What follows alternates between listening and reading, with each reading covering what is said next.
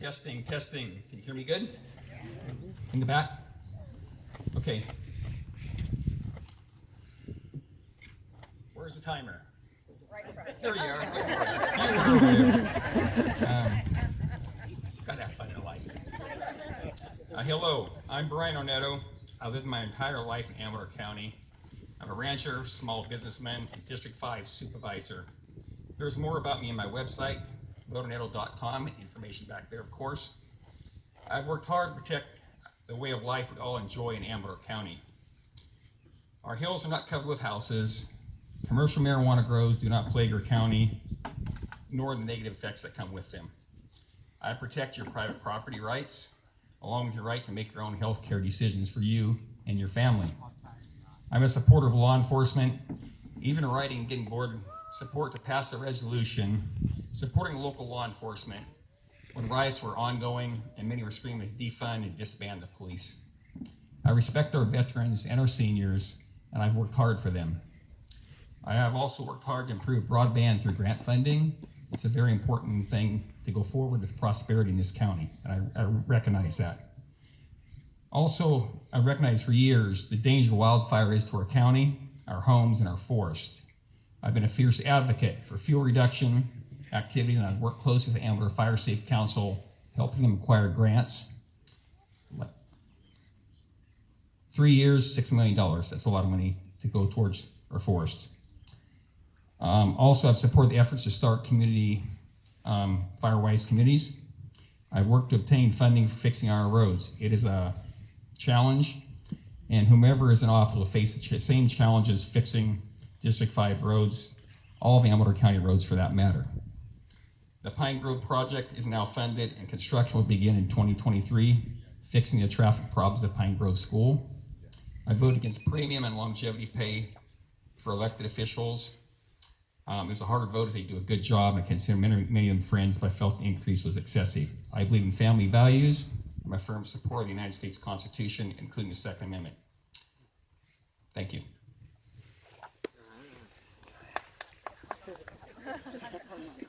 It's weird to not applaud. You say when. Thank you so much to the Zinfandel Ridge community for hosting us here this evening, and for all of you for taking time out of your busy schedule to join us. It's especially rare to see my husband on a weeknight before the sun goes down, so I'm grateful for that as well. My name is Jamie Lubenko. I am a third-generation resident of District 5, born and raised right here in Plymouth. Many of you know me or have known me as the owner of Prospect Cellars on Main Street, where I've met many of the residents of this community over a glass of Barbera. Some of you will know me as a fellow Pep Club member, where I served for 12 years, as a fellow Rotarian, where I've served for 11 years, a volunteer on practically every single project in this town, a fellow soccer mom, an active member and a director of the Amador County Fair. Here tonight are fellow vintners who I've actually had the pleasure of working for nearly a decade, promoting the world-class wines of our regions and the businesses in our community. Perhaps you know me as a concerned citizen who's advocated for everything from youth programs and higher wages for our sheriff's deputies to the reinstatement of our favorite volunteer, Antonio Marino. If none of this rings a bell, then you most likely will know me as the announcer of our 4th of July parade. The 4th of July parade is one of our most cherished traditions. It's an honor to participate in it. It was an honor to help organize it from the beginning. And it's an honor to serve you strawberry shortcake as we celebrate America every 4th of July. Regardless of how you know me, I am sure that you must know that my commitment and love for this community has stood the test of time. In the footsteps of both of my grandparents and parents, I have dedicated my entire adult life to work that has improved this community. And I am hopeful that you will give extra consideration to the person who has been supporting this community and working for this community for decades when you get your ballots next week. Thank you.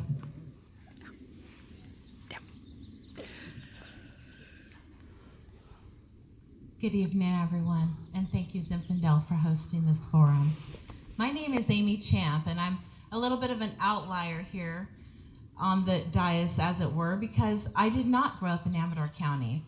I grew up in Sacramento, and at the age of 6 months, the things that happened to me in my life influenced the choices that I make and the kind of activist that I became. At the age of 6 months, my father went away because he had used mescaline intravenously and developed mental health problems.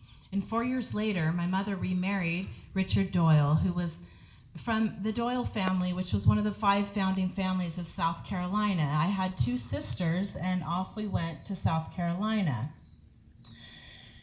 I moved to Oregon at the age of 10. Excuse me, some of these things bringing up memories. We went there because my uncle had a tree nursery, and my dad had, as I shared at the last town hall, a drinking problem. And so at the age of 10, I was the first person in my family to actually call the police on my father and report him for domestic violence. And that situation influenced the trajectory that I took in my life.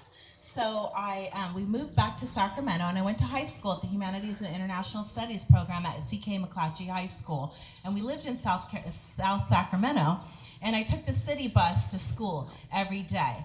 And my way out of this situation was to study hard. And so I got into a private college, and I went to Southern California, and I started working for women's issues. I would host events where famous musicians would come and play and raise awareness for women's events. I went to Africa on a Fulbright fellowship. I worked for domestic violence.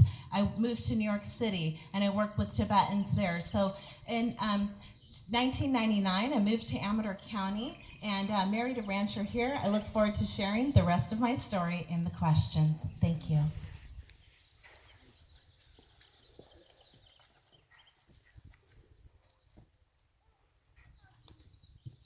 Thank you everyone for coming tonight. My name is Amy Waters-White, and I'm running for District 5 Supervisor.